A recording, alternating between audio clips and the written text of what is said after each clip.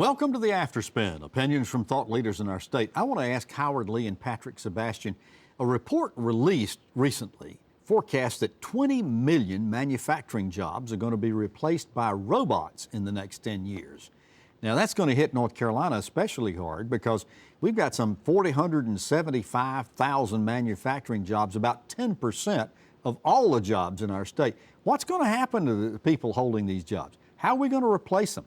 Give us your suppositions on that. Well, this country has dealt with this before. Thinking about the Industrial Revolution, before then there was a lot more agriculturally based jobs, and we had industry come in, and those jobs went away, but we made it work. I think this country will make it work, and really this has to do with education, and we have got to focus on trade-based education in North Carolina and make sure when people are going to technical schools and going to universities, they're getting jobs that we actually need for the new economy. That means, again, a lot of technical skills, a lot of vocational skills.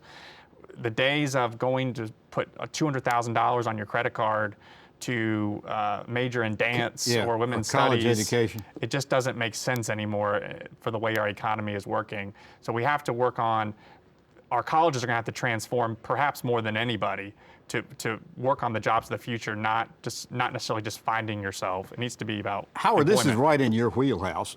I think Patrick's right. The key to this is education. How do we go about transitioning to that? It seems like the education community is very slow transitioning to, we know what the fields are right now that need people. For instance, we know that a skilled HVAC technician can make $100,000 a year. There are a lot of college graduates aren't doing that. What's your take on this? Well, I think education generally, and certainly in North Carolina, is somewhat at a crossroads. I recognize that robotics and technical services are coming online and that people are concerned. But these instruments, especially robots, don't operate themselves, number one. Number two, I don't think they have robots yet that can repair themselves. And so there will be many jobs created. I think it does bode heavily for our taking a really close look at what we're teaching in schools and how we're teaching them. I think we've got to recognize that we shouldn't put every kid on track to go to college. We should recognize what the demands will be far out in the future, and we should have teachers who can prepare these kids for these new positions and new roles. I don't think we'll lose in the long run. I think in the long run, we'll have a higher performing workforce. Well, you know, I remember Mike Walden at the Emerging Issues Forum, what was it, 5, 6, 7 years ago, right, was saying these very same things. Are we doing anything about it?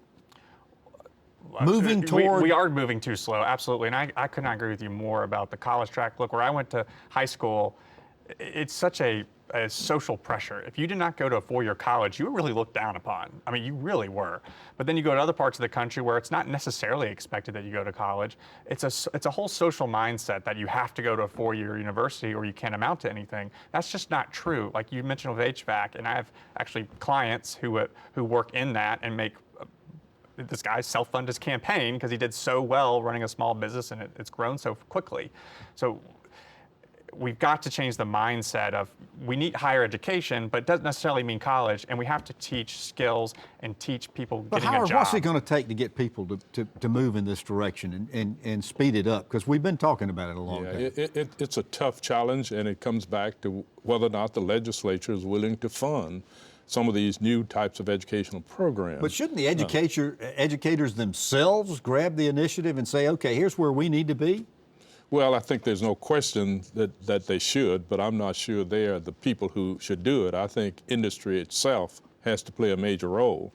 Well, they're doing that. They're saying we got jobs, we just can't find people. I'm interacting with industries every day, and I'm saying to them, you really need to get into school, communicate with these educators, help them understand what they can design that's workable and how it fits with you. It's not a question anymore of just having a general exercise in education. It is a matter of having a tailor-made exercise in education. So, for example, Cisco Systems is a company that I've had some interaction with. They have to go in and say, here is what we need, and then start preparing students at an early grade to begin to And take I was the kind of interested courses in a new that- initiative that Lowe's has started on a pilot project in which they've talked to their customers, and the customers are saying, hey, we need skilled workers. They're starting to help work with high schools and develop some of these educators. So that's a good point. Yeah. All right. It's in their best interest to do so. And It's in smart- everybody's It's good best for the interest. state. It's good for them. Yeah. Right. Well, thanks for watching the After Spin. We'll have more video all during the week on ncspin.com.